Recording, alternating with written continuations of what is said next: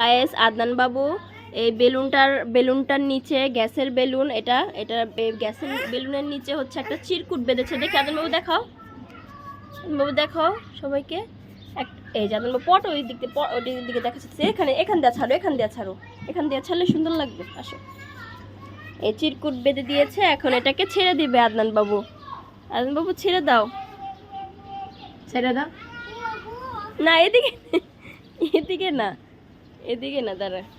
আনবার বেলুনটা এদিকে ওদিকে ছাড়ো, হ্যাঁ ওখানে ছাড়ো। এদিকে যা এই তো আদান বাবুর বেলুন চিরকুট সহকারে উড়ে গেল। রাব্বি ওই যে হলো বেলুন আদনান বাবু পড়ে গেছে।